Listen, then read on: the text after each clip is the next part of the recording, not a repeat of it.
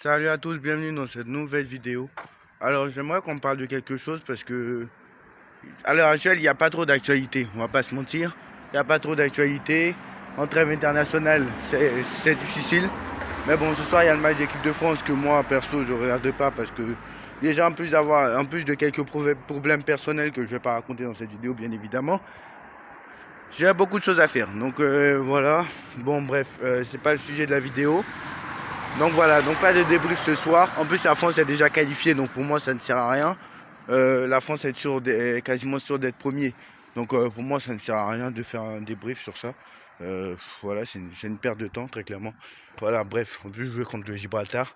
Et la Grèce, c'est pas non plus des foudres de guerre. Bref, en tout cas, voilà. Qu'est-ce que je voulais dire? Oui, j'aimerais qu'on parle du Paris Saint-Germain parce que voilà, j'aimerais qu'on parle aussi du Paris Saint-Germain et d'un sujet intéressant. C'est-à-dire, actuellement, j'ai cherché d'être un sujet intéressant parce qu'il n'y a pas trop d'actualité de football. Mais hier, je me suis dit, poser la question, parce que là, quand même, en Ligue des Champions, c'est 3 matchs de défaite et une victoire. Ça arrivé en 2020-2021. Je m'en souviens très bien. C'était la seule saison où c'est arrivé d'ailleurs. Et le PSG n'a pas perdu en Ligue des Champions. Le max, c'est-à-dire que le PSG n'a pas perdu plus en phase de poule en Ligue des Champions depuis l'arrivée de QSI. C'est-à-dire que le match de défaite, c'était 2, pas plus. D'ailleurs, le PSG n'a jamais perdu, je crois, 2 matchs d'affilée, 2 matchs à l'extérieur en Ligue des Champions, en phase de poule, depuis l'arrivée de QSI. Ils n'ont jamais fait ça.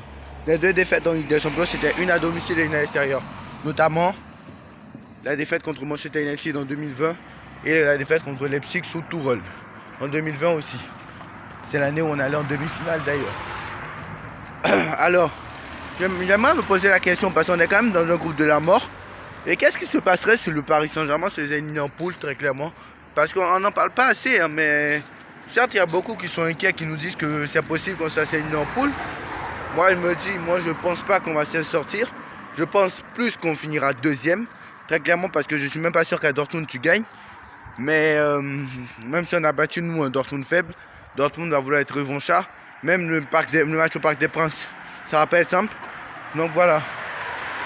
Donc j'aimerais quand même qu'on parle de ça parce que ça va pas être simple. Très clairement, ça va pas être simple. Et voilà. Alors, qu'est-ce qui se passerait réellement? Déjà, il faudra dire que si tu te fais éliminer en poule, il va y avoir un gros. Il va y avoir du bruit à la cave. Très clairement, il va y avoir du bruit à la cave. Il va y avoir vraiment du bruit à la cave. Parce que réellement, tu t'es jamais fait éliminer en poule depuis que t'es arrivé. QSI est arrivé. Je crois que là, c'est le deuxième mercato le plus dépensier. Je crois que même, faut que je vérifie, hein, j'ai pas les chiffres, je crois. Mais je crois que même à l'arrivée de QSI, on n'a pas autant dépensé. On a dépensé plus de 300 millions d'euros, près de 200 millions d'euros, 250 sur l'attaque. Donc c'est quand même assez exceptionnel. Barcoula 50. On va pas refaire les calculs. Je vais pas refaire les calculs. Koulibaly 90. Ramos 85. Ça fait, allez, on va dire 180. 180 plus Barcoula 30, ça fait. Barcoula 50, ça fait 230. 230 rien que pour l'attaque. Et Ousmane Dembélé 50. Faut pas oublier ça aussi. Donc 270 quasiment. Manuel Ugarte, 60 millions, ça fait 310. 310 plus 45 pour Hernandez, ça fait 355. Bref, Skriniar est venu gratuit. Bref, on a dépensé plus de 350 millions d'euros. Et c'est pas normal qu'on va se faire éliminer. Je pense qu'on a dépensé comme ça aussi pour 2 joueurs en 2017, notamment Neymar et Mbappé.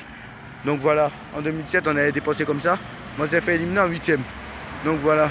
Donc que se passerait-il vraiment si ça se passe mal et que on sort pas des poules, très clairement. Imaginez on sort pas des poules. Imaginez on sort pas des poules, très clairement. Parce que moi je pense que si on jouait en première ligue, on n'était même pas dans les 10 premiers. Bref. Mais imaginez on sort pas des poules, très clairement. Qu'est-ce qui se passerait? Pour moi déjà ce serait pas la solution de virer Luis Enrique parce que pour moi faut choisir un projet à long terme. Parce que le pire c'est que tu as viré Luis Enrique mais tu vas prendre pire que lui. Donc ça sert à rien quoi. Donc voilà, parce qu'aucun coach ne va vouloir venir. Zidane va encore refuser. Donc voilà.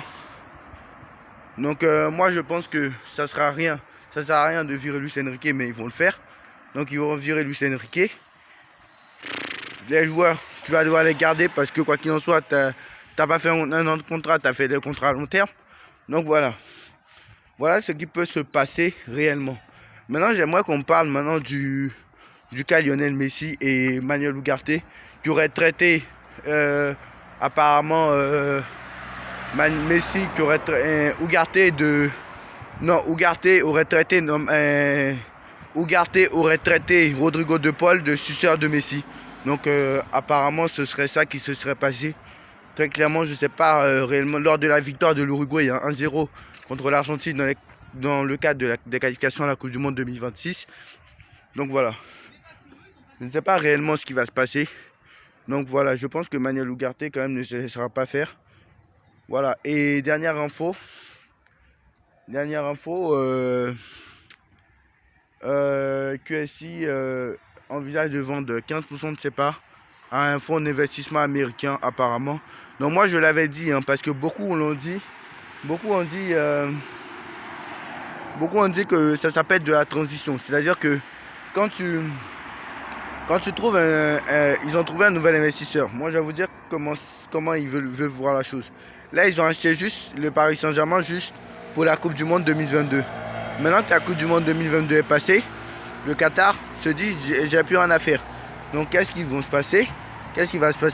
C'est qu'ils ont trouvé un nouvel investisseur américain. Donc l'investisseur lui a dit peut-être écoutez, moi je veux bien acheter le club, mais en contrepartie il va falloir que tu me trouves un nouveau stade, un nouveau terrain d'entraînement. C'est pour ça que je pense que eux ils iront en Angleterre ou ailleurs. Comme ça ils pourront construire un nouveau stade. Parce qu'à Paris, apparemment la maire de Paris, Anne Hidalgo, n'est pas très prête à lui donner, à leur faire acheter le Parc des Princes. Donc déjà, Anne Hidalgo n'est pas prête. Donc voilà. Donc je pense qu'ils vont y aller ailleurs. Moi je pense que c'est bientôt la fin de QSI, quoi qu'il en soit. Mais voilà. Apparemment, donc ils ont déjà vendu 15% de leur part. Donc apparemment, ils ont déjà vendu 15%, ils vont vendre 15% de leur part. Pas ils ont déjà vendu, ils vont vendre 15% de leur part. Donc ils vont vendre 15% de leur part. Voilà, donc je pense que c'est pas anodin. Et je pense que c'est le début de la fin pour QSI. Et voilà, pour moi, ça serait un mal pour un bien de ne plus les voir. Parce que les mecs, ils ont fait beaucoup d'erreurs, mais ils ont fait beaucoup de bonnes choses aussi. Mais ils ont fait pas mal d'erreurs. Ils ont fait plus d'erreurs que de bonnes choses, faut le dire quand même. Mais voilà, après je dis pas que ça ira mieux avec les Américains. Quand je vois Chelsea qui a acheté au début, qui a acheté un 800 millions d'euros l'été dernier, 400 millions d'euros l'hiver dernier, qui a fini 12e de Première Ligue, tu te poses la question, qu'il y a 4 entraîneurs, je me rappelle. Après il faut laisser du temps, d'accord. Mais voilà, avec Pochettino aussi, c'est pas non plus fameux le début. Donc voilà, certes, il y a eu un gros match contre Manchester City. On va voir comment la saison se termine parce qu'eux ne jouent pas de Coupe d'Europe contrairement à leurs concurrents. Newcastle, City, Liverpool, Man United. Donc voilà, eux ne jouent pas de Ligue des Champions. Donc voilà, on va voir ce qui se passe en tout cas. Mais moi je pense que ce ne serait pas une mauvaise idée quand même. Ce ne serait pas vraiment une mauvaise idée. Donc voilà. Donc comme vous savez, le Real n'envisage plus de recruter Kylian Mbappé. Donc envisage plutôt Erling Haaland, ça je l'avais dit. Et faut pas oublier que voilà, au Real Madrid, voilà. Et en plus de ça, maintenant le Real Madrid envisage de prolonger Carlo Ancelotti. Donc le plan n'est plus Xabi Alonso, mais de prolonger Carlo Ancelotti. Alors c'est bizarre, mais c'est sûr que si Carlo Ancelotti fait pas une demi-finale, c'est sûr qu'il va dégager. Ça je l'avais dit aussi. Parce que le Real Madrid, une mauvaise saison, c'est deuxième de Liga, demi-finale de LDC, voilà, bref. C'est pas non plus, ça n'a rien à voir avec le Paris Saint-Germain, voilà. Après, je l'ai dit, Xabi Alonso, il est bon au Bayer Leverkusen, c'est vrai.